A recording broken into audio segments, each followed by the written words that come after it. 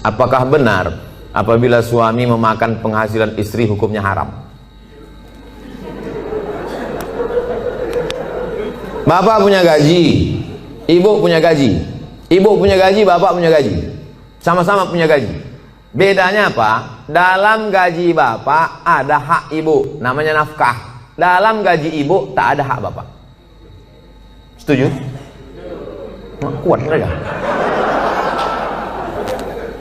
Dalam gaji bapak sama-sama bergaji 5 juta. Bapak 5 juta, ibu 5 juta.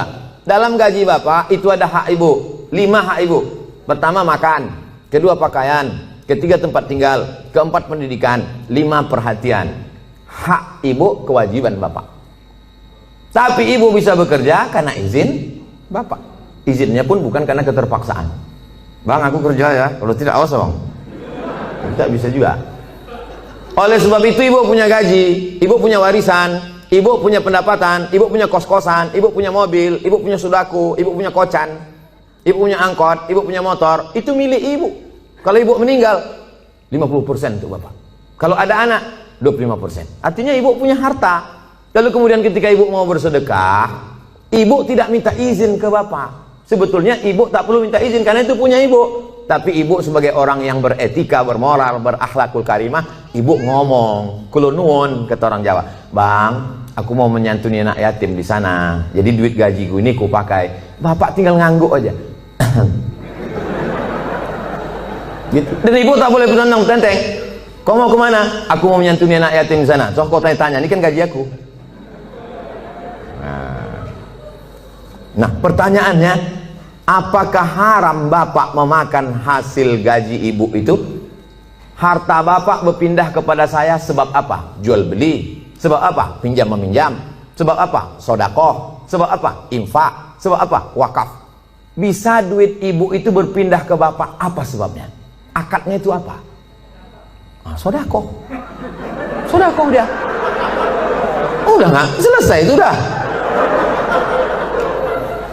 Bang, ini gajiku bang, ini duitku bang. Tapi kan aku tengok abang susah kali, ini ku kasih abang sodakoh. Biar jangan apa kali ya bang, ini ambil.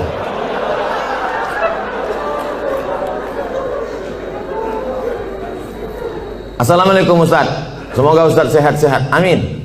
Mau tanya Ustaz, apa hukumnya orang tua yang tidak mengakikahkan anaknya? Apakah masih bisa apa hukumnya orang tua tak mengakikahkan anaknya?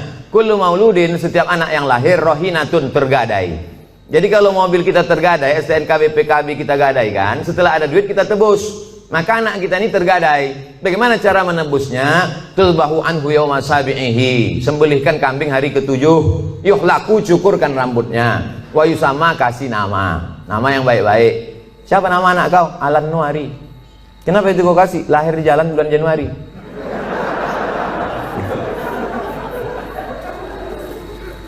Kasih nama yang baik-baik, cukurkan rambutnya karena itu rambut kotor di dalam, lalu kemudian sembelihkan kambing hari ke-7. Tak ada duit hari ke-7, hari ke-14. Tak ada duit hari ke-14, hari ke-21. Lewat 21 tak usah tengok tanggal lagi. Setahun, 2 tahun, 3 tahun, 5 tahun, taman SD, taman SMP, taman SMA.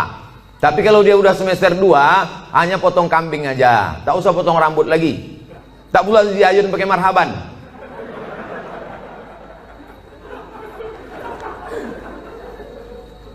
Apakah masih bisa diakikahkan setelah anak itu sudah besar Pak Ustadz?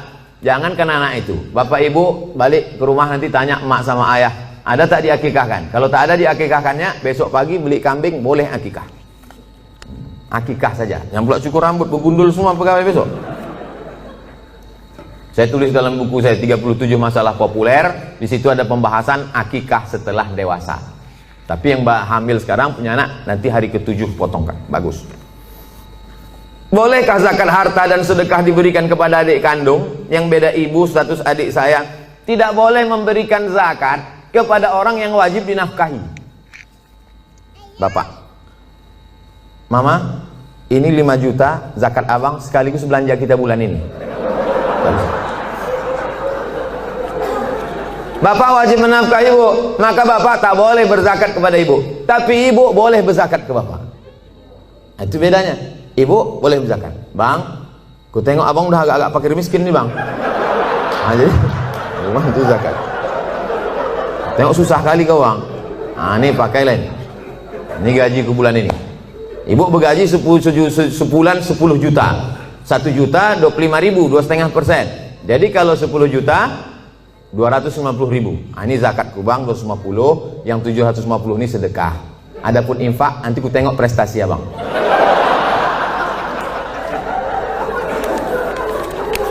Nah, kaedahnya tak boleh berzakat pada orang yang wajib kita nafkahi. Tak boleh berzakat kepada anak, karena anak itu wajib kita nafkahi. Nah sekarang adik, apakah adik itu wajib kita nafkahi? Tidak. Yang wajib dinafkahi itu siapa? Istri, anak, cucu, mertua, orang tua, yang hubungan langsung. Itu yang wajib kita nafkahi. Orang yang tak wajib kita nafkahi boleh kita kasih zakat. Kalau kita bersedekah pada orang jauh, nilainya 1 sedekah. Tapi kalau kita bersedekah pada orang dekat, nilainya 2. 1 sedekah, 1 lagi silaturahim. Tapi banyak orang tak mau sedekah ke keluarga dekat. Kalau sedekah sama orang lain. Kok kenapa tak sedekah sama saudara? Payah saudara nih Pak Ustadz, dikasih sikit-sikit kali kata dia. Bagaimana menghadapi suami yang berselingkuh?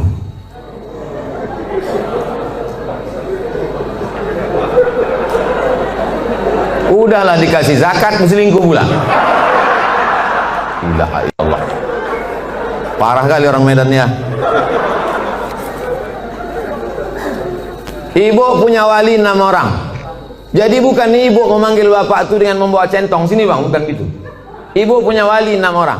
Pertama ayah, yang kedua atuh opung, yang kedua abang ayah, yang ketiga adik ayah, yang keempat abang. Yang pertama ayah, yang kedua datuk opung, yang ketiga abang, yang keempat adik laki-laki, yang kelima abang ayah, yang keenam adik ayah. 6 wali ibu itulah yang menyelesaikan ini.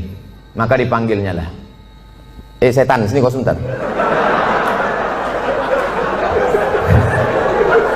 Orang berselingkuh itu mesti gitu manggilnya. Tak pula kita panggil kepada menantu kami silakan datang. Mana lah tengkuk dia. Kalau ada yang polisi, tentara situ, cabutkan pistol, letakkan di atas meja tuh, pang, letakkan, biar tahu. Walaupun tak ada pelornya.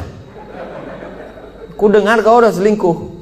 Kemarin tertangkap screenshot SMS. Ini dia kan, ini foto perempuan tu kan. Kau jangan macam-macam. Kau berhenti selingkuh. Kalau kau tak berhenti, jadi kasih dia mop, di mop dia sikit. Habis itu berhenti. Iya pak, aku stop nih. Ada berhenti dia. Tinggal lagi ibu. Mau ibu menerima barang second nih?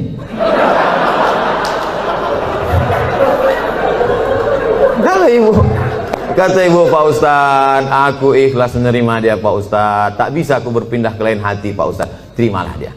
Tapi jangan sampai mulut ibu berkata bisa, tapi hati ibu tidak. Itu bahaya. Lain di mulut, lain di hati. Ada lagunya itu. Kalau ibu berkata bisa, katakanlah bisa. Tapi kalau katakan tidak, katakan tidak. Karena banyak perempuan berkata mulutnya bisa, tapi pas begitu jalan bersama terbayang dia selingkuhan siapa sih. Itu menjadi masalah. Hidup ini singkat bu.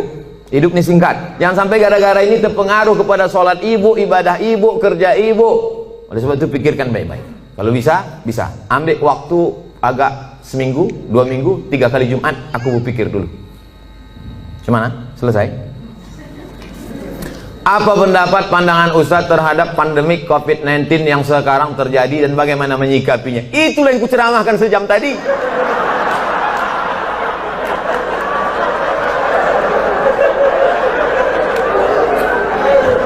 Itulah yang kucakapkan dari tadi. Mungkin pertanyaan ini ditulis sebelum tadi datang diserahkan ke panitia. Jadi sebetulnya sudah terjawab. Kalau tak terjawab juga, tinggal tonton aja Ustadz Abdul Somad official channel. Subscribernya udah 1 juta. Mana tahu nanti dicarinya yang mana channel itu yang ada 1 juta subscriber. Jika kita mengetahui bahwa pasangan hidup kita telah mengikuti ajaran Syiah, apa yang harus kita lakukan? Apa hukumnya? Perbedaan kita dengan Syiah ini 5. Yang pertama, Syiah wajib mengimani imam 12. Sedangkan rukun iman kita 5. Antumina billah wa malaikatihi wa kutubihi wa rusulihi wa yaumil akhir wa biqadri khairihi wa syarrihi. Sedangkan dia ada rukun imannya lagi, beriman kepada imam yang ke 12 imam. Siapa yang tak percaya kepada imam 12 kafir. 2, mereka mencaci maki sahabat Nabi. Karena kata mereka setelah Nabi meninggal itu mestinya penggantinya Sayyidina Ali. Lalu kata mereka, Abu Bakar dengan Umar itu merampas khilafah Ali, dan sahabat yang lain diam melihat kebatilan. Maka sahabat-sahabat Nabi itu kata mereka kafir. Yang ketiga, kata mereka ada Quran yang disebut dengan Mushaf Fatimah, tebalnya 3 kali lipat daripada Quran ada kamu sekarang.